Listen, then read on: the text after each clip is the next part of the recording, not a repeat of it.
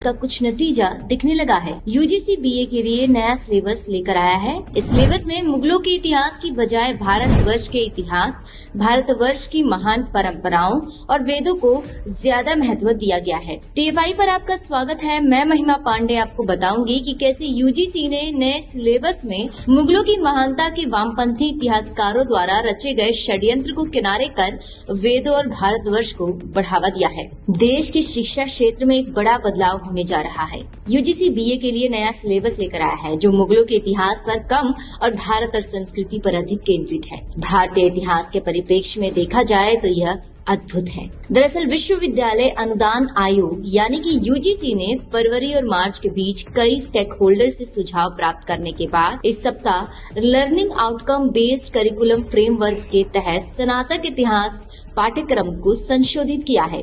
हालांकि इस under graduate course के सिलेबस के सामने आने के बाद कई लोग हंगामा भी खड़ा कर रहे हैं। इस सिलेबस में वैदिक साहित्य पर अधिक ध्यान दिया गया है और मुगल कालीन इतिहास को कम किया गया है। मुगल कालीन इतिहास के बजाय भारतीय साम्राज्य जैसे विजयनगर को अधिक महत्व दिया गया है। हम सब इस बात से अच्छी तरह से वाकिफ हैं कि पुरानी पठन सूची में सिर्फ आक्रमणकारियों का महिमा मंडन किया गया था। उसी तरह की किताबें पढ़कर, इतिहास पढ़कर भारतीयों के मन में अपने ही देश, संस्कृति, परंपराओं और विरासत के लिए गर्व का भाव नहीं रहा। यहाँ तक कि ऐसी किताबों ने भारतीयों को उनकी जड़ों से करीब करीब दूर ही कर दिया। धीरे धीरे भारतीयों के मन में उनकी संस्कृति को लेकर हीन भावना का भाव आ गया। अब उसी भूल को सुधारा जा रहा है। इस सिलेबस की सबसे खास बात द आइडिया ऑफ भारत नामक एक पेपर है जो सबसे पहले पढ़ाया जाएगा। इस पेपर में सनातन धर्म, संस्कृति, वैदिक इतिहास और साहित्य पर ध्यान केंद्रित किया जाएगा। इस पेपर का मकसद भारतीय युवाओं को उनकी मातृभूमि से जोड़ना है। वामपंथियों ने अपनी मनमानी कर देश के इतिहास के साथ बहुत छेड़खानी की है और देश की संस्कृति तथा इतिहास को नकारने का भरपूर प्रयास किया है। ये उसी नैरेटिव को बदलने की एक शुरुआत है। सिलेबस का पहला paper the idea of Bharat भारतीय इतिहास के एक भारतीय दृष्टिकोण के लिए आधार निर्धारित करता है। इसमें भारत के ज्ञान, कला, संस्कृति, दर्शन और विज्ञान के बारे में पढ़ाया जाएगा। इस पेपर के चैप्टर कुछ ऐसे हैं जिन्हें हमारी संस्कृति का, हमारे अस्तित्व का सार कहा जाए तो ये गलत नहीं होगा। इस यूनिट में भारतवर्ष की समझ, भारत की शाश्वतता, समय और स्थान की भारतीय अवधारणा, वेद, वेदांग, उपनिषद, महाकाव्य, जैन और बौद्ध साहित्य, स्मृति, पुराण आदि के महत्व को वर्णित किया गया है। अगला यूनिट भारतीय धर्म, दर्शन और वसुदेव कुटुम्बकम पर आधारित है। इसमें धर्म और दर्शन की भारतीय धारणा के बारे में युवाओं को पढ़ाया जाएगा। वहीं वसुदेव कुटुम्बकम की अवधारणा को मनुष्य, परिवार, समाज और दुनिया के परिप्रेक्ष्य में पढ़ाया जाएगा।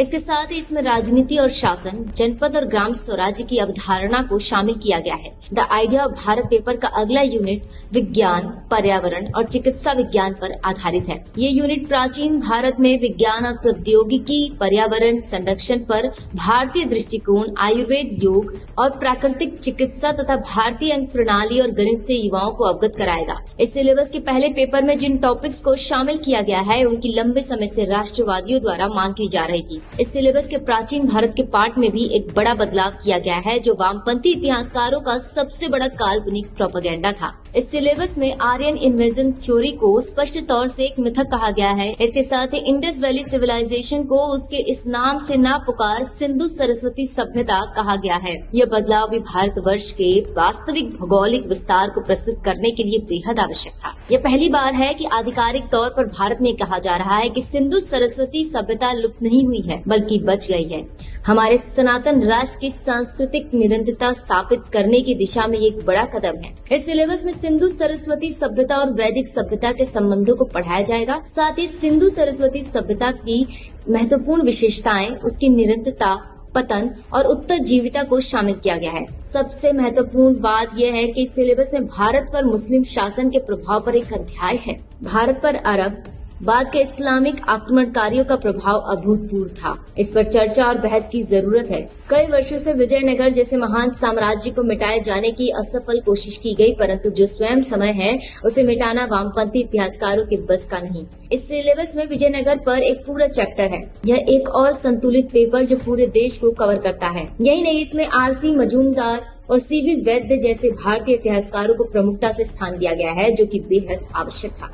इस पेपर में मध्यकाल को एक गंभीर रीमॉडलिंग किया गया है, जिसमें राष्ट्रीय इतिहास की बेहतर समझ के लिए भारत के बड़े हिस्से को शामिल किया गया है। अंडर ग्रेजुएट कोर्स के लिए यूजीसी के इतिहास पाठ्यक्रम में संशोधन से विवाद खड़ा हो गया है। यूजीसी द्वारा बीए के लिए लाए गए इस नए पाठ्यक्रम को देखकर एक उम्मीद जागी है। इस बदलाव का असर भले ही आने वाले 1-2 वर्षों में ना दिखे, लेकिन ये आने वाले 10 से 20 वर्षों और भविष्य की पीढ़ियों के लिए एक निर्णायक कदम होगा। न सिर्फ वे भारतीय संस्कृति के महत्व को समझ पाएंगे, बल्कि अपनी जड़ों से भी जुड़ पाएंगे और साथ ही भारत पर इस्लामिक शासन के नकारात्मक असर को आत्मसात कर सकेंगे।